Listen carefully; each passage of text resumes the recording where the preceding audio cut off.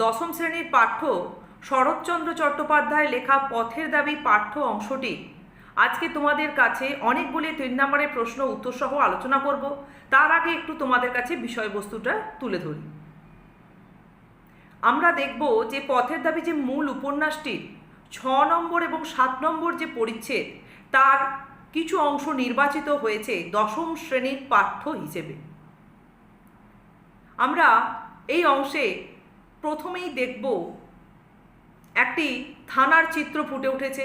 পাঠ্য অংশটির মধ্যে আমরা দেখব প্রথমে থানার চিত্র ফুটে উঠেছে। সেখানে এই কাহিনীর যেটুকুনি অংশ আমরা পাচ্ছি, তার কাহিনীর যে ধারক অপূর্ব একজন স্বদেশপ্রেমী নিষ্ঠাবান ব্রাহ্মণ বাড়ির সন্তান, কর্মোপলক্ষে রেঙ্গুনে উপনীত হয়েছিলেন এবং সেখানে থানায় পরিচিত ছিলেন থানার বড়বাবু নিমাইবাবু। কেননা এই নিমাইবাবুর চাকরির ব্যাপারটা বা চাকরির ব্যবস্থা একসময় অপূর্বর বাবাই করে দিয়েছিলেন। তা দেখা যায় যে অপূর্বর বাড়িতে একদিন হঠাৎ করে চুরি হয় এবং তার রিপোর্ট লেখার জন্য বা তার অনুসন্ধানের কিছু ব্যবস্থা করার জন্যই তিনি থানায় উপনীত হয়েছিলেন ঠিকই, কিন্তু সে বিষয় আর কোনোভাবেই কোনো কার্যকরী হয় না। থানায় এসে অপূর্ব এক অন্য চিত্র দেখেন।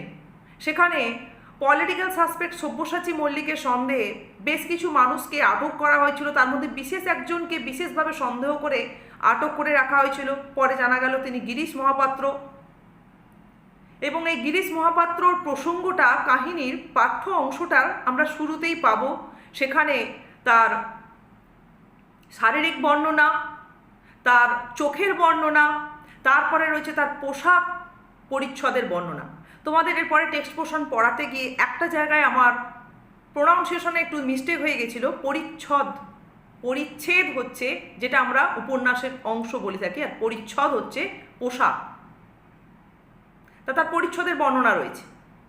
এরপরে আমরা দেখব যে কিভাবে গিরিশ মহাপাত্রের সঙ্গে কিছু কথোপকথনের মধ্য দিয়ে তার অদ্ভুত জেদ, একগুঁয়েমি ভাব ফুটে উঠেছে। এরপর অপূর্ব যখন নিজের বাসায় ফিরে যান, তার মধ্যে এক অন্যমনস্কতা লক্ষ্য করা যায়, যেটা তার কর্মক্ষেত্রে বন্ধুস্থানীয় রামদাস তলোয়ারকরের দৃষ্টিগোচর হয়। তার বাড়ির চুরির প্রসঙ্গ রয়েছে, অপূর্বর বাড়ির চুরির প্রসঙ্গ, এবং চুরির প্রসঙ্গে দেখা যায় যে যেখানে অপূর্ব থাকতেন সেখানেও তার বন্ধুস্থানীয় বা একজনের সঙ্গে তার বেশ একটা সখ্যতা গড়ে উঠেছিল। যেখানে থাকতেন অপূর্ব, ঠিক তার উপরে একটি ইংরেজ পরিবার থাকতেন। সেই বিদেশি মেয়েটির বাবা অপূর্বর সঙ্গে ঠিকঠাক আচরণ না করলেও মেয়েটি কিন্তু অপূর্বের সঙ্গে কোনোভাবেই কোনো অভদ্রতা বা কোনো রকমেরই ভুলভাল মন্তব্য আচরণ করেননি। বরং যখন অপূর্বর বাড়িতে চুরি হয়েছিল, সেই চুরি আটকানোরও ব্যবস্থা করেছিলেন এবং শুধু টাকা পয়সাটাই হয়তো তিনি রক্ষা করতে পারেননি, বাড়ির কোনো জিনিস যাতে না চুরি যায় সেজন্য বেশ সক্রিয়তাই দেখিয়েছিলেন। এছাড়া কর্মক্ষেত্রে যে রামদাস তলোয়ারকরের সঙ্গে অপূর্বর একটা সখ্যতাপূর্ণ সম্পর্ক গড়ে উঠেছিল, সেখানে দেখা গেছে যে রামদাস তলোয়ারকরের স্ত্রী যে কদিন রেঙ্গুনে অপূর্ব রয়েছেন, তার মধ্যাহ্ন ভোজনের দায়িত্বটা তিনি জোর করে কেড়ে নিয়েছেন বা গ্রহণ করে নিয়েছেন স্নেহের দাবিতে। তার এরপরে আমরা দেখব যে কাহিনীর মধ্যে রামদাস তলোয়ারকরের সঙ্গে কথোপকথনের মধ্য দিয়ে এই গিরিশ মহাপাত্রের প্রসঙ্গ উপস্থাপন, গিরিশ মহাপাত্রকে থানায় কিভাবে দেখা গেল তার সম্পর্কে বিষয় আলোচনা করতে গিয়ে একসময় স্টেশনে যে ইংরেজ দ্বারা অপমানিত হয়েছিলেন অপূর্ব, সেই প্রসঙ্গ উপস্থাপন করে ফেলেন। এতে কিন্তু রামদাস তলোয়ারকরের মধ্যেও একটা প্রবল প্রতিক্রিয়া লক্ষ্য করা যায়। এরপর কাহিনীর একদম শেষ অংশে, পাঠ্য অংশটার যে শেষ অংশ, সেখানে আমরা দেখি যে অপূর্ব তার সেই রেঙ্গুনের কর্মসংস্থান থেকে যখন ভামতে যাত্রা করছেন বিশেষ কার্য উপলক্ষে, সেখানে তিনি প্রথম শ্রেণীর যাত্রী হলেও যেহেতু তিনি ইউরোপিয়ান নয়, রাত্রিবেলায় তাকে 3 বার ঘুম থেকে তুলে নানানভাবে জিজ্ঞাসাবাদ করা হয়েছিল। যেহেতু রেঙ্গুনে পলিটিক্যাল সাসপেক্ট সব্যসাচী মল্লিক এসেছেন, এই খবরটা ব্রিটিশ পুলিশরা গোপন সূত্রে পেয়েছেন এবং এই তথ্যটির ওপরে, এই খবরটির ওপরে তাদের খুব ভরসা ছিল। যাই হোক, এভাবে আমরা যে বিষয়বস্তু পেলাম এর মধ্যে মূলত দেখতে পাবো অপূর্ব এবং রামদাস তলওয়ারকরের মধ্যে গভীর দেশপ্রেম ফুটে উঠেছে, বা সে সময় ভারতবর্ষে কীভাবে ভারতবাসীরা ব্রিটিশদের হাতে লাঞ্ছিত, নির্যাতিত, অপমানিত হয়েছিল তার চিত্রও কিন্তু এখানে ফুটে উঠছে। এই পথের দাবি উপন্যাসটি কিন্তু সেই সময় যখন লেখেন শরৎচন্দ্র চট্টোপাধ্যায়, এটা ব্রিটিশ সরকার কিন্তু বাজেয়াপ্ত করেছিল। তা এমনভাবেই কাহিনীটি এখানে পুরো উপন্যাসের মধ্যে কাহিনীটি এমনভাবে উপস্থাপিত হয়েছে, তোমরা যদি কখনো পুরো উপন্যাসটা পড়ো তাহলে দেখবে শেষ না হওয়া পর্যন্ত উঠতে ইচ্ছে করবে না, ছাড়তে ইচ্ছে করবে না। এত সুন্দর উপন্যাসটা শুরু থেকে শেষ পর্যন্ত। এটুকুনি আমাদের যেটুকুনি দশম শ্রেণীতে পাঠ্য হিসেবে রয়েছে সেটুকুনি পড়লেও কিন্তু আমরা তার বিন্দুমাত্র হলেও কিছুটা রসাস্বাদন করতে পারি। তাহলে চলো দেখি আমরা এই টেক্সট পোর্শনে, যেহেতু 24 সালে বড় প্রশ্ন অর্থাৎ রচনাধর্মী প্রশ্ন এসে গিয়েছিল, আমরা 3 নম্বরের প্রশ্নের উপরে একটু জোর দেব। তাই 3 নম্বরের প্রশ্ন আজকে আমরা বেশ কিছুটা অংশ ধরে দেখে নেব কত রয়েছে টেক্সটের বিভিন্ন জায়গায় লাইন ধরে, কিভাবে আমরা এর উত্তরগুলো উপস্থাপন করব। পুরো টেক্সটের মধ্য থেকেই আমরা এর উত্তর পাবো, আমাদের আলাদা করে কোথাও কোনোভাবে বাক্যের সংযোজন করতে হবে না। শুরু থেকেই দেখো ছোট বড় সব রকমেরই প্রশ্ন আমরা টেক্সট পোর্শন থেকে বুঝে নেব। পুলিশ স্টেশনে প্রবেশ করিয়া দেখা গেল সম্মুখের হলঘরে জন ছয়েক বাঙালি মোটঘাট লইয়া বসিয়া আছে। তাহলে প্রথমেই এমসিকিউর জন্য দেখবে এখানে এই অংশটা মার্ক করবে জন ছয়েক বাঙালি। তাহলে পুলিশ স্টেশনে কতজন বাঙালিকে আটক করে রাখা হয়েছিল জিজ্ঞাসাবাদের জন্য। জগদীশবাবু ইতিমধ্যেই তাহাদের টিনের তোরঙ্গ ও ছোট বড় পুডলি খুলিয়া তদারক শুরু করিয়া দিয়াছেন। শুধু যে লোকটির প্রতি তাহার অত্যন্ত সন্দেহ হইয়াছে, তাহাকে আর একটা ঘরে আটকাইয়া রাখা হইয়াছে।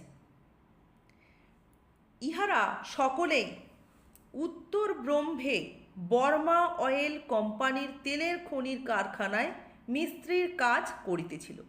তাহলে যে জন ছয়েক বাঙালিকে জিজ্ঞাসাবাদের জন্য পুলিশ স্টেশনে আটক করে রাখা হয়েছিল, তারা কোথায় কি কাজ করছিলেন? ভেরি শর্ট অ্যান্সার টাইপ কোশ্চেনের জন্য এটা কিন্তু খুব গুরুত্বপূর্ণ। সেখানের জলহাওয়া সহ্য না হওয়ায় চাকরির উদ্দেশ্যে রেঙ্গুনে চলিয়া আসিয়াছে। তাহলে সেই জন ছয় বাঙালির টিনের তোরঙ্গ আর ছোট বড় পুটলি নিয়ে রেঙ্গুনে চলে আসার কারণ কি না, উত্তর ব্রহ্মে বর্মা অয়েল কোম্পানির তেলের খনির কারখানায় তারা মিস্ত্রির কাজ করলেও সেখানকার জলহাওয়া তাদের সহ্য হয় না, এই অংশটা, যে কারণে তারা সেই স্থান ত্যাগ করে রেঙ্গুনে চলে আসে চাকরির উদ্দেশ্যে। ইহাদের নাম ধাম ও বিবরণ লইয়া ও সঙ্গের জিনিসপত্রের পরীক্ষা করিয়া ছাড়িয়া দেওয়া হইলে পলিটিক্যাল সাসপেক্ট সব্যসাচী মল্লিককে নিমাইবাবুর সম্মুখে হাজির করা হইল। তাহলে দেখো এবারে আমরা যারা মোটামুটি খুব একটা সন্দেহের তালিকায় ছিলেন না তাদের বাদে যাকে সব্যসাচী মল্লিক হিসেবে, পলিটিক্যাল সাসপেক্ট সব্যসাচী মল্লিক হিসেবে ভেবেছিলেন, তাকে আলাদা করে রাখা হয়েছিল, তাকে এবার নিমাইবাবুর সামনে আনা হলো। লোকটি কাশিতে কাশিতে আসিল। আজকে আমি তোমাদের প্রশ্ন দিয়েছি যেটা প্রথম 3 নম্বরের এই লাইনটি ধরে, লোকটি কাশিতে কাশিতে আসিল। তাহলে লোকটিকে, তাহলে তোমরা বলবে যে এই কাহিনীতে আমরা দেখি যে থানায় বেশ কিছু বাঙালি বা জন ছয়েক বাঙালিকে জিজ্ঞাসাবাদের জন্য আটক করে রাখা হয়েছিল। তাদের মধ্যে যে ব্যক্তিটি বিশেষভাবে সন্দেহের তালিকায় ছিলেন সেই ব্যক্তিটির কথাই মূলত এখানে বলা হচ্ছে। তাকে পলিটিক্যাল সাসপেক্ট সব্যসাচী মল্লিকের সন্দেহে নিমাইবাবুর সামনে আনা হলে তিনি কাস্তে কাস্তে প্রবেশ করেন। তাহলে এরপরে প্রশ্ন দেখো যে সেই লোকটির সম্পর্কে বা লোকটির কি বর্ণনা আমরা কাহিনীতে পাই। 3 নম্বর প্রশ্নের মধ্যে দ্বিতীয় অংশ।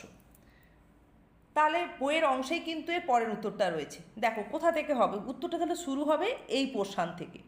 অত্যন্ত ফর্সা রং রৌদ্রে পুড়িয়া যেন তামাটে হইয়াছে, বয়স 30-32-এর অধিক নয়, কিন্তু ভারী রোগা দেখাইল। এইটুকু কাশির পরিশ্রমেই সে হাঁপাইতে লাগিল। সহসা আশঙ্কা হয় সংসারের মেয়াদ বোধ করি বেশি দিন নাই। ভিতরের কি একটা দুরারোগ্য রোগে সমস্ত দেহটা যেন দ্রুত বেগে ক্ষয়ের দিকে ছুটিয়াছে। কেবল আশ্চর্য সেই রোগা মুখের অদ্ভুত দুটি চোখের দৃষ্টি। তাহলে এই পর্যন্ত হচ্ছে তার যে শারীরিক বর্ণনা রয়েছে। কোথা থেকে তাহলে আমরা পেলাম? অত্যন্ত ফর্সা থেকে এই চোখের দৃষ্টি, এই পর্যন্ত হচ্ছে সেই লোকটির বর্ণনা। এছাড়াও আমরা পরবর্তী অংশে পাবো, সেটা এখনও আমরা যাইনি, তার পোশাক আশাকের এক অদ্ভুত পারিপাট্য আমরা লক্ষ্য করব। এইটুকুনি শুধু এই উত্তরের সঙ্গে সংযোজন করবে। এর পরের অংশ দেখো, তাহলে আমরা এখানে পেয়ে গেলাম কি না, তার যে চোখের কথাটা দেখো, কেবল আশ্চর্য সেই রোগা মুখের অদ্ভুত দুটি চোখের দৃষ্টি। আজকে কিন্তু তোমাদের এই লাইন ধরে 2 নম্বর প্রশ্ন দেয়া হয়েছে।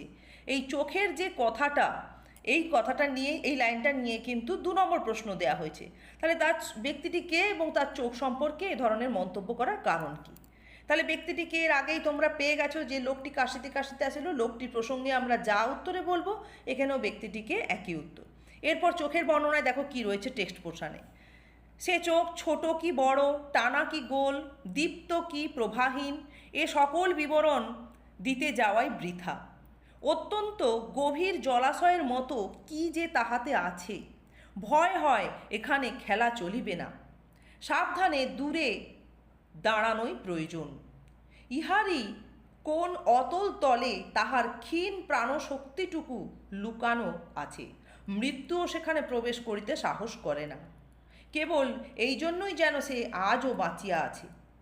তাহলে এই পর্যন্ত হচ্ছে তার চোখের বর্ণনা। তাহলে সে চোখ ছোট কি বড় থেকে সে আজও বাঁচিয়া আছে, এই পর্যন্ত হচ্ছে তার চোখের বর্ণনা। যে তার কেন চোখের দৃষ্টিকে অদ্ভুত বলা হলো, মানে বলতে চাওয়া হচ্ছে তার চোখটা আকার যেমনই হোক না কেন, চোখের মধ্যে যে গভীরতা ছিল, সেই গভীরতার দিকে তাকালে যেন একটা ভয় হয়, একটা যেন কোথায় হারিয়ে যাওয়ার ভয় থাকে।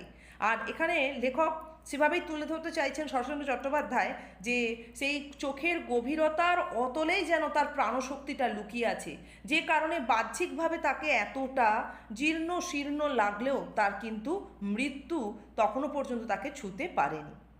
এরপরে আজকে দেখো 3 নম্বর প্রশ্ন দেওয়া হয়েছে, যে অপূর্ব মুগ্ধ হইয়া সেই দিকে চাহিয়া ছিল। এই লাইনটা ধরে প্রশ্ন দেওয়া হয়েছে, এবং এই লাইন অপূর্ব কোন দিকে, কেন, কোন দিকে চেয়েছিলেন এবং তার মুগ্ধতার কারণ কি? তাহলে তার মুগ্ধতার কারণ ছিল যে মানুষটার শারীরিক দিক থেকে এতটা বিধ্বস্ত, জীর্ণ শীর্ণ, কাশির পরিশ্রমই যেন তার শরীর নিতে পারছে না, সেই মানুষটার চোখের যে বর্ণনা আমরা পেলাম, এই যে অংশ থেকে ছোট কি বড় থেকে যে একদম প্রবেশ করতে পারে না এই পর্যন্ত, তাহলে এই চোখের বর্ণনাটা দিয়ে তোমাকে বলতে হবে। এ কারণেই মানে এই চোখের যে মানে গভীরতা, এটা দেখেই অপূর্বের মধ্যে একটা মুগ্ধতা জেগেছিল। তাহলে আমরা দেখতে পাচ্ছি, দেখো যে আমরা 2 নম্বর প্রশ্নটা যে লাইন ধরে পেলাম, কেবল আশ্চর্য সেই রোগা মুখের অদ্ভুত দুটি চোখের দৃষ্টি, আর অপূর্ব মুগ্ধ হইয়া সেই দিকে চাহিয়া ছিল, এই দুটো লাইন ধরে যে প্রশ্ন রয়েছে তার উত্তর কিন্তু এই মাঝখানের অংশটা থেকেই আমরা দেব। আচ্ছা, তারপরে দেখো কি বলছে টেক্সট পোর্শনে। সহসা নিমাইবাবু তাহার বেশভূষার বাহার ও পারিপাট্যের প্রতি অপূর্বের দৃষ্টি আকৃষ্ট করিয়া সহাস্যে কহিলেন, বাবুটির স্বাস্থ্য গেছে, কিন্তু শখ 16 আনাই বজায় আছে, তা স্বীকার করতে হবে। কি বলো অপূর্ব? আজকে 4 নম্বর প্রশ্নটা কিন্তু দেয়া হয়েছে এই লাইন ধরেই, বাবুটির স্বাস্থ্য গেছে কিন্তু শখ 16 আনাই বজায় আছে, তা স্বীকার করতে হবে। তাহলে এই লাইনের বক্তাকে, বক্তা হচ্ছেন নিমাইবাবু, অর্থাৎ বড়বাবু, থানার বড়বাবু নিমাইবাবু হচ্ছে লাইনের বক্তা, যিনি এই কাহিনীর, যাকে দিয়ে কাহিনী শুরু, অপূর্বের পিতার বন্ধুস্থানীয় ব্যক্তি হয়ে থাকেন। অপূর্ব বিশেষ উদ্দেশ্য নিয়ে থানায় উপনীত হয়েছিল। তাহলে এখানে বাবুটি বলতে কার কথা বলা হচ্ছে না, পলিটিক্যাল সাসপেক্ট সব্যসাচী মল্লিকের সন্দেহে বর্মার তেল কোম্পানিতে কর্মরত বেশ কিছু মানুষ আগত হয়েছিল রেঙ্গুনে, তাদের মধ্যে বিশেষ করে যে ব্যক্তিটিকে সন্দেহ হয়েছিল এখানে তার কথাই বলা হয়েছে, যাকে আলাদা করে জিজ্ঞাসাবাদ করা হচ্ছিল এখানে তার কথা বলা হচ্ছে। তা কেন নিমাইবাবু এই কথা বলছেন, দেখো এর পরের অংশে পাবো আমরা এর উত্তর। এতক্ষণে অপূর্ব তাহার পরিচ্ছেদের প্রতি দৃষ্টিপাত করিয়া মুখ ফিরাইয়া হাসি গোপন করিল। তাহার মাথার সম্মুখ দিকে বড় বড় চুল, কিন্তু ঘাড় ও কানের দিকে নাই বলিলেই চলে, এমনই ছোট করিয়া ছাঁটা। দেখো, তোমরা এই টেক্সট পোর্শনটা পড়েই বুঝতে পারছো যেটা সাধু ভাষায় লেখা আছে। তোমরা এর আগের জটা প্রশ্নের উত্তর, আমরা 3টে প্রশ্ন আলোচনা করলাম, উত্তর কিন্তু পুরো টেক্সটের হুবহু লাইন ধরেই দেবে, শুধু সাধুটাকে চলিত করে তোমরা বলবে। কিছুই নয় যে এতক্ষণে অপূর্ব সেই ব্যক্তিটির পোশাক পরিচ্ছদের প্রতি দৃষ্টি নিক্ষেপ করে তার হাসি আটকাতে পারলেন না। তার মাথার চুল সামনের দিকে বড় বড়, আর ঘাড়ের আর কানের দিকে প্রায় নেই বললেই চলে, ছোট ছোট করে কাটা। এইভাবেই তোমরা সাধুটাকে চলিত করে নেবে। কিন্তু একটাও তথ্য এখানে ছাড়া যাবে না, তাহলে কিন্তু তোমরা ফুল মার্কস পাবে না। এখানে যদি পুরো তথ্যটাকে তোমরা সুন্দর করে একটা ছবির মতো 2-3 বার পরে একটু মাথায় গেঁথে নাও, তাহলে দেখবে কিন্তু তোমাদের উত্তরে কোথাও কোনো তথ্য মিস হবে না। তারপরে দেখো, মাথায় চেরা সিথি, অপর্যাপ্ত তৈলনিষিক্ত কঠিন রুগ্ন কেশ হইতে নিদারুণ লেবুর তেলের গন্ধে ঘর ভরিয়া উঠিয়াছে।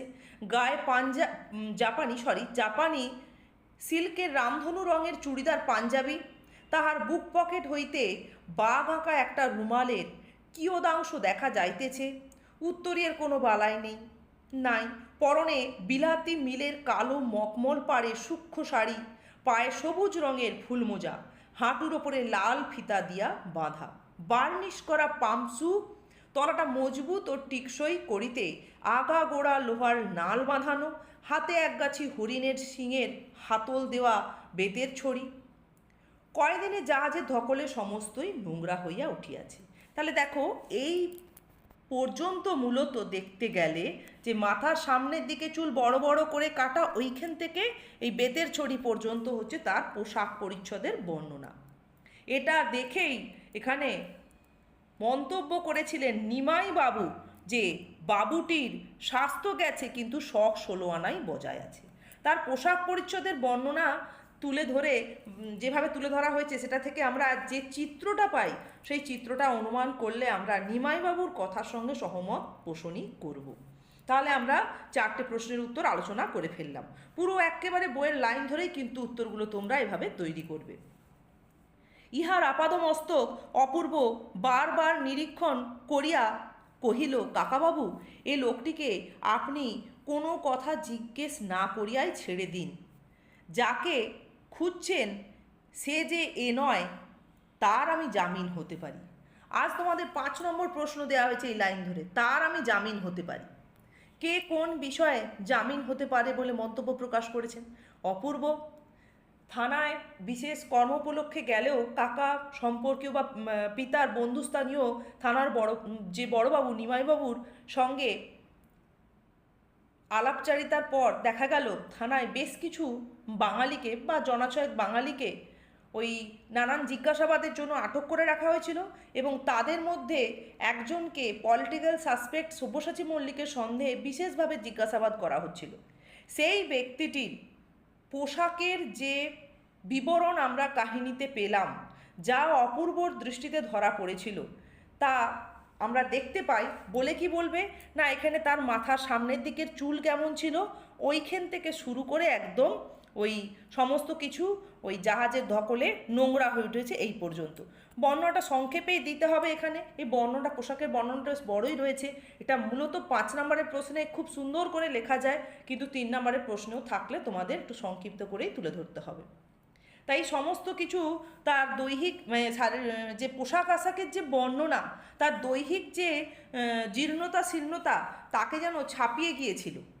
এ কারণেই কোনোভাবে এই মানুষটির মধ্যে বা পেছনে যে পলিটিক্যাল সাসপেক্ট সব্যসাচী মল্লিক থাকতে পারেন, এটা অনুমানের করতেও পারছেন না, বা বাস্তবে এটা সম্ভব নয় বলে অপূর্ব মনে করছেন।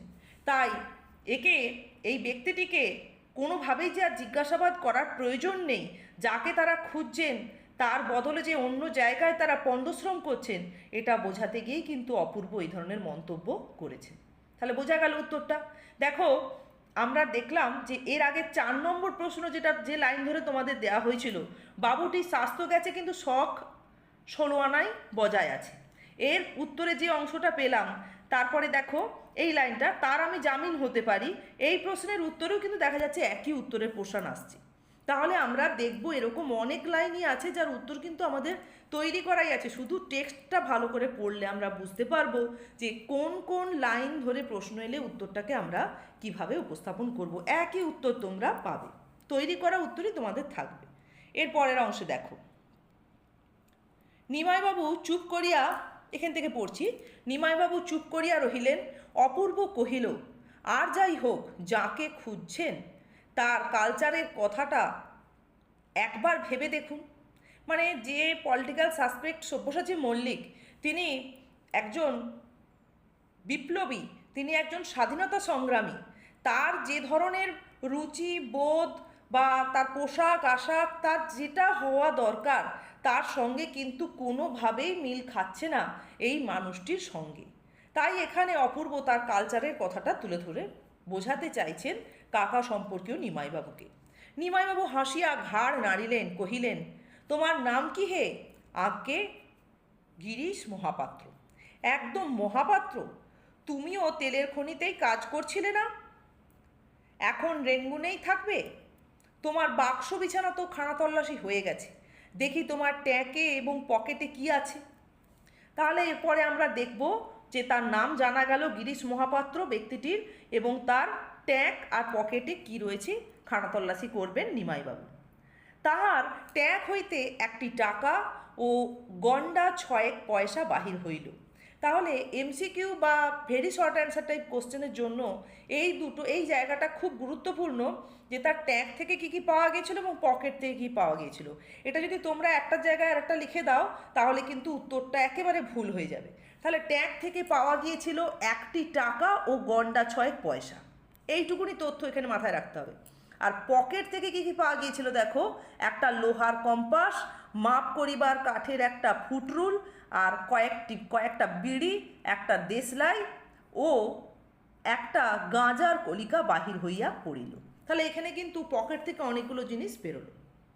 তাহলে এইটা তোমাদের মনে রাখতে হবে ভেরি শর্ট অ্যান্সার টাইপ কোশ্চেনের জন্য, যে বলা হলো যে গিরিশ মহাপাত্রের পকেটে খানাতল্লাশি করার পরে কী কী জিনিস পাওয়া গিয়েছিল। ট্যাগ চাইলেও না, তোমার দেওয়ার দরকার নেই। তোমার পকেট যদি শুধু বলে তোমার পকেটে যা যা পাওয়া গিয়েছিল, দেখো রয়েছে লোহার কম্পাস 1 নম্বর, মাপ করিবার কাঠের একটা ফুটরুল 2 নম্বর, কয়েকটা বিড়ি 3 নম্বর, একটা দেশলাই 4 নম্বর, একটা গাঁজার কলিকা 5 নম্বর। তাহলে 5টি জিনিস পাওয়া গিয়েছিল, এটা এভাবে কাউন্ট করে নেবে এবং বিষয়গুলো তাহলে সহজে মাথায় থেকে যাবে।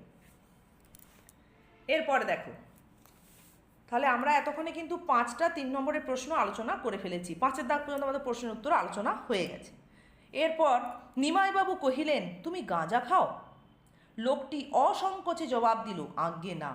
আজকে তোমাদের 6 নম্বর প্রশ্ন দিয়েছে এই লাইন ধরে, লোকটি অসংকোচে জবাব দিল, আজ্ঞে না। এইরকম লাইনগুলো যখন তোমরা প্রশ্নে পেয়ে যাবে চট করে বুঝতেও পারবে না কোন জায়গায় ছিল লাইনটা, এবারে কোন কোন কথার জবাব দিচ্ছেন। লোকটিকে তোমরা বুঝে ফেলবে, কিন্তু কোন কথার জবাব দিচ্ছেন বা জবাবে কি দিচ্ছেন। টেক্সট পোর্শনটা কিন্তু তোমাদের খুব ভালো করে রিডিং পড়তে হবে, একবারও নয় দুবারও নয়, অন্তত কম করে তোমাদের 5বার রিডিং পড়তে হবে। বা একটু একটু পোর্শন ধরে যদি তোমরা পড়ে রেডি করো, ধরো আজ তোমরা 2 পাতা পড়লে, কোশ্চেন অ্যান্সার তৈরি করলে, আগে ভালো করে 2টো পাতাকেই তোমরা কবার রিডিং পড়ো এবং তার কোশ্চেন অ্যান্সার তৈরি করো। যেহেতু টেক্সট পোর্শনটা একটু বড় রয়েছে, একটু ছোট ছোট করে পড়ে যদি তোমরা তৈরি করো তাহলে তোমাদের খুব সুন্দর তৈরি হয়ে যাবে এবং এটাকে কোনোভাবেই তোমাদের বোরিং মনে হবে না। তাহলে লোকটিকে বললে তোমরা তো অতি অবশ্যই বলতে পারবে যার কথা আমরা এতক্ষণ ধরে বলে আসছি, কোথা থেকে আসছিল, কি সন্দেহে তাকে আটক করে রাখা হয়েছিল এবং তার নাম। আমরা এতক্ষণে তার নাম পেয়ে গেছি। এর আগেও যখন আমরা লোকটিকে পাবো মানে শুরুর অংশে, তখন কিন্তু আমরা অনায়াসেই বলতে পারি যে তিনি পরবর্তী অংশে আমরা দেখি তার পরিচয় হিসেবে তিনি গিরিশ মহাপাত্র ছিলেন, বা তার পরিচয় এইভাবেই তিনি দিয়েছিলেন। তাহলে দেখো তার অসংকোচে তিনি জবাব দিলেন। তাহলে মানে কোন প্রশ্নের তিনি জবাব দিলেন বা জবাবে তিনি কি বললেন, এইরকম ধরনের প্রশ্নের উত্তরে তাহলে আমরা কি বলবো। তাহলে প্রশ্নটা কি ছিল না, নিমাইবাবু, থানার বড়বাবু নিমাইবাবু তার পকেট থেকে যখন যা যা উপকরণ পাওয়া গেছিল তার মধ্যে যেহেতু একটি গাঁজার কলিকা ছিল, তাই তিনি জিজ্ঞাসা করে ফেলেছিলেন সেই গিরিশ মহাপাত্রকে যে তিনি গাঁজা খান কিনা। এই প্রশ্নের জবাব দিতে গিয়ে তিনি গিরিশ মহাপাত্র নামক ব্যক্তিটি কোনোভাবেই সংকোচ বোধ করলেন না এবং অসংকোচে তিনি জবাব দিলেন যে তিনি খান না।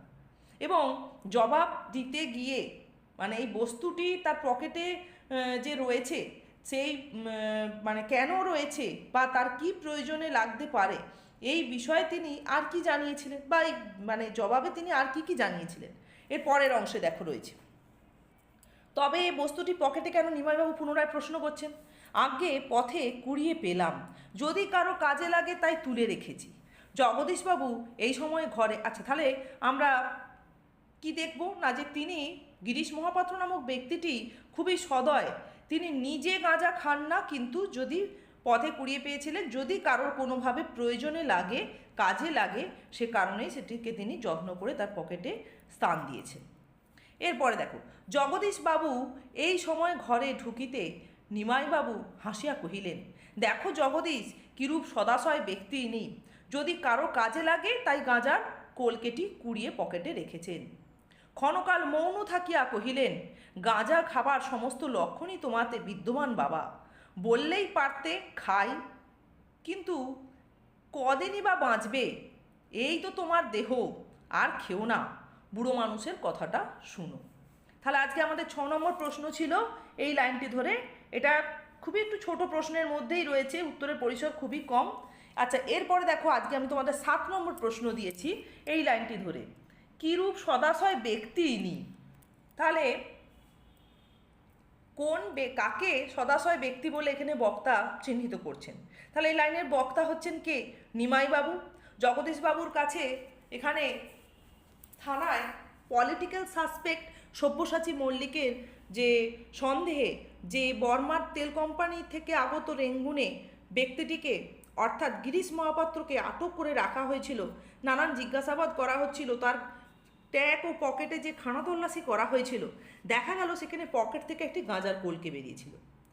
গাঁজার কলকে দেখে স্বাভাবিকভাবেই নিমাইবাবু তিনি গাঁজা খান কিনা যখন প্রশ্ন করেন, অসংকোচে তিনি জবাব দেন যে তিনি কোনোভাবেই গাঁজা খান না, এবং পরবর্তী সময় তিনি জানান যে পথে তিনি কুড়িয়ে পেয়েছিলেন, যদি কারোর কাজে লাগে তাই এটি রেখেছেন।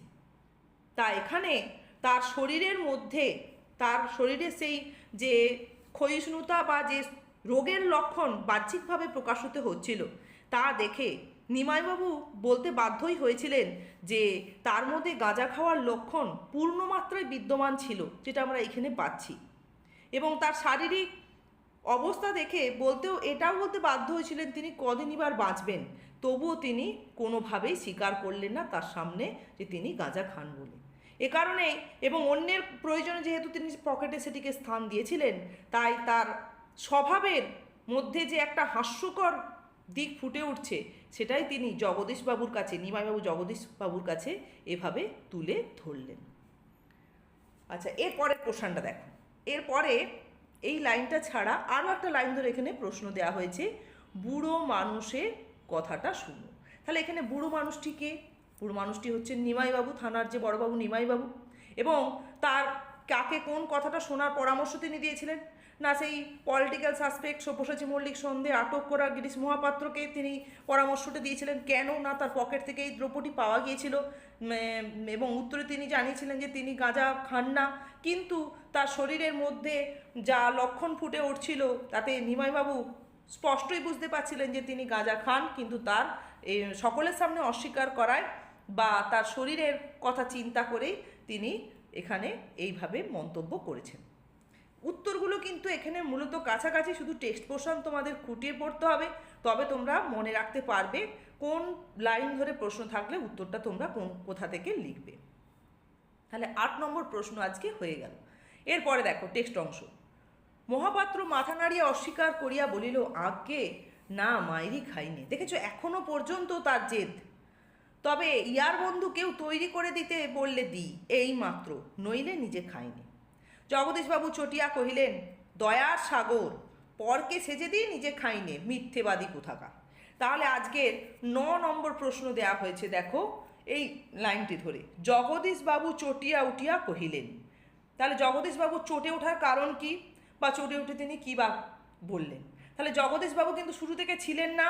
জগদীশবাবু যখন ঢুকলেন তখনই কিন্তু মানে থানায় যখন প্রবেশ করলেন তখনই নিমাইবাবু ওই গিরিশ মহাপাত্রের পকেট থেকে পাওয়া গাঁজার কলকেটি সম্পর্কে যে তার অদ্ভুত মন্তব্য গিরিশ মহাপাত্রের সেটি জগদীশবাবুর কাছে তুলে ধরেন এবং জগদীশবাবু ওইটুকুনি সময়ে উপস্থিত থেকে লক্ষ্য করেন যে গিরিশ মহাপাত্র কোনোভাবেই গাঁজা খাওয়ার কথা স্বীকার করছেন না, উপরন্তু নিজেকে খুব সদয় ব্যক্তি হিসেবে প্রমাণ করতে চাইছেন যে বন্ধুরা কেউ কখনো চাইলে তিনি সেজে দেন কিন্তু নিজে কখনো কোনোভাবে খান না। এতেই কিন্তু জগদীশবাবু চটে উঠেছিলেন এবং চটে উঠে তিনি ব্যঙ্গের সুরেই বা বিদ্রূপের ভঙ্গিতেই গিরিশ মহাপাত্রকে বলেছিলেন দয়ার সাগর, নিজে খান না, অপরকে খাওয়ার জন্য সাহায্য করে এবং তাকে মিথ্যেবাদীও বলতে দ্বিধাবোধ করেননি। আচ্ছা, এরপর দেখো, এটা গেল তাহলে 9 নম্বর প্রশ্নের উত্তর। এই লাইনটা ধরে যে প্রশ্ন দেওয়া হয়েছে, অপূর্ব কহিল বেলা হয়ে গেল, আমি এখন তবে চললুম কাকাবাবু। এবার অপূর্ব দেখছে যে তার যে কাজে এসেছিলো সে কাজ আর হলো না, যে কাজে এসেছিলো সেটা আমরা পরে টেক্সট পোর্শন থেকে পাবো, তা হলো না। তা এখানে মোটামুটি একটা পরিস্থিতির অপূর্ব এখানে লক্ষ্য করলেন এবং সেখান থেকে বিদায় নিলেন। নিমাইবাবু উঠিয়া দাঁড়াইয়া বলিলেন, আচ্ছা তুমি এখন যেতে পারো মহাপাত্র। কি বলো জগদীশ, পারে তো? জগদীশ সম্মতি জানাইলে কহিলেন, কিন্তু নিশ্চয় কিছুই বলা যায় না ভায়া, আমার মনে হয় এ শহরে আরও কিছুদিন নজর রাখা দরকার। মানে জগদীশবাবু সম্মতি দিয়ে দিলেন, হ্যাঁ হ্যাঁ একে ছেড়ে দেন, কিন্তু নিমাইবাবু তখনও পর্যন্ত নিশ্চিত হতে পারছেন না যে শহরে তিনি নজর রাখতে চাইছেন। রাত্রের মেল ট্রেনটার প্রতি একটু দৃষ্টি রেখো, সে যে বর্মায় এসেছে খবর সত্য। তাহলে এখানে সে যে বর্মায় এসেছে বলতে এখানে যে সব্যসাচী মল্লিকের কথাই বলা হচ্ছে। নিমাইবাবু এই মানে যে গোপন সূত্রে খবর পেয়েছেন যে এই জিনিসটা কিন্তু, এই তথ্যটা কিন্তু একেবারে সত্য। এর পরের প্যারায় দেখো, জগদীশ কহিলেন, তা হতে পারে, কিন্তু এই জানোয়ারটাকে ওয়াচ করার দরকার নেই বড়বাবু। দেখো আজকে 10 নম্বর প্রশ্ন দেওয়া হয়েছে এই লাইন ধরে, এই জানোয়ারটাকে ওয়াচ করার দরকার নেই বড়বাবু। তাহলে কে কাকে কেন জানোয়ার বলে অভিহিত করছেন এবং তাকে ওয়াচ করার দরকার নেই বলেই বা কেন মনে করছেন? তাহলে এখানে জানোয়ার বলা হচ্ছে গিরিশ মহাপাত্রকে, তাহলে হঠাৎ করে এখানে জগদীশবাবু তাকে কেন জানোয়ার বলে অভিহিত করতে গেলেন? কারণটা তো আমরা বুঝতেই পারছি যে ইতিপূর্বে থানায় যতক্ষণ পর্যন্ত ওই গিরিশ মহাপাত্রের সমস্ত কিছু খানাতল্লাশি করা হচ্ছিল, যখন তার ট্যাগ আর পকেট খানাতল্লাশি করে দ্রব্যগুলি পাওয়া গেল, সেই প্রসঙ্গেই যখন কথোপকথন চলছিল গিরিশ মহাপাত্রের সঙ্গে, সেখানে উপস্থিত হন জগদীশবাবু। নিমাইবাবু মূলত জিজ্ঞাসাবাদগুলি করছিলেন। এরপর গাঁজার কলকটি সম্পর্কে যে গিরিশ মহাপাত্রের একগুঁয়ে এবং জেদি মনোভাব প্রকাশ পেল, তার শরীরের সমস্ত লক্ষণ থেকে যখন নিমাইবাবু তুলেই ধরছেন যে সে গাঁজা খায়, স্বীকার করছে না সকলের সামনে, কিন্তু কোনোভাবেই গিরিশ মহাপাত্র এই বিষয়টিকে স্বীকার করলেন না এবং গিরিশ মহাপাত্র বরং তারা একটা সদয় স্বভাবের বহিঃপ্রকাশ ঘটালেন যে বন্ধুরা কেউ কোনোভাবে খেতে চাইলে তাকে সাজিয়ে দেন কিন্তু নিজে কখনো খান না। তাহলে এই ধরনের জেদ বা একগুঁয়েমিতা দেখেই কিন্তু কিছুটা বিরক্তির সুরেই বা বিরক্তির ভঙ্গিতেই জগদীশবাবু তাকে জানোয়ার বলে অভিহিত করছেন। এবারে কেন আরও বেশি করে বলছেন যে তার সমস্ত ওইটুকুনি সময়ের মধ্যে জগদীশবাবু তার পোশাক আশাক বা তার স্বভাবের যে বা তার কথোপকথনের ভঙ্গি বা স্বভাবের যে জেদি বা একগুঁয়েমিতা লক্ষ্য করলেন, সব কিছুকে যেন ছাপিয়ে উঠল কি, তারপরের অংশ দেখো। লেবুর তেলের গন্ধে ব্যাটা থানাশুদ্ধ লোকের মাথা ধরিয়ে দিলে বড়বাবু হাসিতে লাগিলেন। অপূর্ব পুলিশ স্টেশন হইতে বাহির হইয়া আসিল এবং প্রায় তাহার সঙ্গে সঙ্গেই মহাপাত্র তাহার ভাঙা টিনের তোরঙ্গ ও চাটাই জড়ানো ময়লা বিছানার বান্ডিল বগলে চাপিয়া ধীর মন্থর পদে উত্তর দিকের রাস্তা ধরিয়া সোজা প্রস্থান করিল। তাহলে মানে সর্বোপরি যেটা এখানে বলতে চাইছেন যে জগদীশবাবু যে সে মাথায় যে একদম কেসকে সিক্ত করে রেখেছিল লেবুর তেলের দ্বারা, তার গন্ধে থানাশুদ্ধ লোকের যেভাবে মাথা ধরেছে যে কোনোভাবেই আর ওকে সব্যসাচী মল্লিক সন্দেহে ওয়াচ করার দরকার নেই। তাই এভাবেই আমরা দেখলাম যে 10টা প্রশ্নের উত্তর কিন্তু এর মধ্যে আমরা আলোচনা করে ফেললাম। এরপরের প্যারাটা দেখো, আশ্চর্য এই যে এত বড় সব্যসাচী ধরা পড়িল না, কোনো দুর্ঘটনা ঘটিল না, এমন সৌভাগ্যকেও অপূর্বর মন যেন গ্রাহ্যই করিল না। তাহলে এটা দেখো, এখানে আজকে 11 নম্বর প্রশ্ন আমি দিয়েছি এই লাইন ধরে যে এমন সৌভাগ্যকেও অপূর্বর মন যেন গ্রাহ্যই করিল না। তাহলে কোন সৌভাগ্যের কথা বলা হচ্ছে এখানে? অপূর্বের মন গ্রাহ্য করলো না কেন? তাহলে এখানে সৌভাগ্য বলতে কি না, সব্যসাচী মল্লিক মানে তো পরাধীনতার প্রেক্ষাপটে কাহিনীর উপস্থাপনা, পরাধীনতার প্রেক্ষাপটের যে ভারতবর্ষের যে বিভিন্ন দিক থেকে ভারতবাসীদের ওপর লাঞ্ছনা নির্যাতনের চিত্র তুলে ধরার যে প্রচেষ্টা কাহিনীর মধ্য দিয়ে ধরা পড়েছে, তা সেখানে এই প্রেক্ষাপটে একজন বিপ্লবী বা একজন স্বাধীনতা সংগ্রামী সব্যসাচী মল্লিক যে কিনা পুলিশদের হাতে, ব্রিটিশ পুলিশদের হাতে ধরা পড়ল না, এত বড় একটা দুর্ঘটনা যে ঘটলই না, এটাকেই এখানে সৌভাগ্যর বিষয় বলে কাহিনীতে উপস্থাপন করা হচ্ছে। এবং সেটা অপূর্বর মনে গ্রাহ্যই হলো না কেন, মানে অপূর্বর মনকে যেন ছুলোই না কেন, না তারপরের অংশটা দেখো।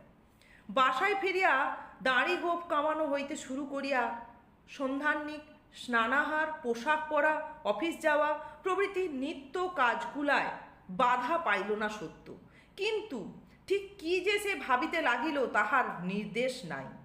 অথচ চোখ, কান ও বুদ্ধি তার সাংসারিক সকল ব্যাপার হইতে একেবারে যেন বিচ্ছিন্ন হইয়া কোনো এক অদৃষ্ট অপরিজ্ঞাত রাজবিদ্রোহীর চিন্তাতেই ধ্যানস্থ হইয়া রহিল। তাহলে অপূর্ব মূলত তার মনের ভেতরে যে মনের মণিকোঠায় যে দেশপ্রেম ছিল সেটা ক্ষণিকের জন্য যেন একটা অন্য মাত্রা লাভ করলো। থানায় ঘটে যাওয়া এই খানা তল্লাশি করার যে ঘটনাটা অপূর্বর চোখের সামনে ঘটলো, এটা দেখে কিন্তু অপূর্ব মনে মনে সব্যসাচী মল্লিক সম্পর্কে যখন একটা পরিচয় লাভ করলো, বাস্তবে যাকে সে কখনোই সামনাসামনি দেখেননি, সেই রাজবিদ্রোহীর চিন্তাতেই তিনি যেন ধ্যানস্থ হয়েছিলেন। সেই অন্যমনস্কতা তার মধ্যে থাকলেও বাহ্যিক বা বাস্তবের কোনো রকম কাজে কিন্তু তার হয়তো প্রভাব পড়েনি ঠিকই, কিন্তু ঠিক একইভাবে যে সেই ব্যক্তিটি ধরাও পড়ল না, সেই সৌভাগ্যজনক ঘটনাটাও যেন অপূর্বর মনকে ছুঁয়ে যেতে পারে। তার মন শুধু হারিয়ে গেছিল সেই সব্যসাচী মল্লিকেরই চিন্তায়। তাকে মানে তার সম্পর্কে পরিচিত হয়ে, মানে তাকে ধরার জন্য যে এত বড় আয়োজন চলছে, যাকে ধরার জন্য একটা নিশ্ছিদ্র যেন বেড়াজাল পিছাতে হচ্ছে ব্রিটিশ শাসকদেরকে, এটা দেখে যেন মনে মনে তার প্রতি একটা অন্যরকম বোধ, একটা সত্তা জেগে উঠল অপূর্বর মনের মধ্যে, যে কারণেই তার মনের মধ্যে তার ধরা না পড়ার সৌভাগ্যজনক ঘটনাটাও যেন কোনোভাবে আর দাগ কাটতে পারল না। এরপর একটা ছোট্ট লাইন রয়েছে দেখো, এই অত্যন্ত অন্যমনস্কতা তলোয়ারকর লক্ষ্য করিয়া চিন্তিত মুখে জিজ্ঞাসা করিল, আজ বাড়ি থেকে কোনো চিঠি পেয়েছেন নাকি? রামদাস তলোয়ারকর হচ্ছেন সহকর্মী অপূর্বর কর্মসংস্থানে, তার সঙ্গে বেশ সখ্যতাই গড়ে উঠেছিল, এটা আগেও আলোচনা করেছি সংক্ষিপ্ত আকারে। তা কর্মসংস্থানে পৌঁছানোর পরেও অপূর্বর মধ্যে সেই অন্যমনস্কতাটা কাজ করছিল, যেটা বন্ধুস্থানীয় রামদাসের চোখে কিন্তু ধরা পড়ল, এবং হয়তো বাড়ি থেকে কোনো খবরাখবর আসার কারণে চিন্তিত রয়েছেন অপূর্ব, সেটা সত্য কিনা এটা অপূর্বর কাছে জানতে চাইলেন। ব্যাস, আজকে তোমাদের কাছে এতটা পর্যন্ত টেক্সট পোর্শন আলোচনা করলাম। দেখো, আজকে মোট 11টা প্রশ্ন তোমাদের কাছে উত্তরসহ আলোচনা হলো। পুরো টেক্সটের হুবহু লাইন ধরেই তোমরা এই প্রশ্নগুলোর উত্তর দিতে পারবে। কোনোভাবেই কিন্তু এই টেক্সটটার মধ্যে কোনো কঠিন কিছু, গল্প রয়েছে, কঠিন কিচ্ছু নেই। অনায়াসে তোমরা এর উত্তরটাকে খুব সুন্দরভাবে উপস্থাপন করতে পারবে। তাহলে আজকে প্রশ্নগুলো এরপরে রয়েছে, শেষেই রয়েছে, প্রশ্নগুলো তোমরা ভালো করে খাতায় তুলে নেবে, তারপরে ভিডিওটা যে প্রশ্ন উত্তর সহ আলোচনাটা দেখবে, তাহলে তোমাদের পড়াটা বুঝতে খুব ভালো সুবিধে হবে। আজকে তোমাদের এখানে 11টি প্রশ্ন দেয়া হয়েছে, তোমরা আগে এই প্রশ্নগুলি খাতায় তুলে রাখো, এরপর ভিডিওটি পুরোটা ভালো করে শোনো মনোযোগ সহকারে, তাহলে দেখবে তোমাদের প্রশ্নগুলির উত্তর কোথা থেকে কতটা লিখবে বুঝতে আর কোনো অসুবিধে থাকবে না।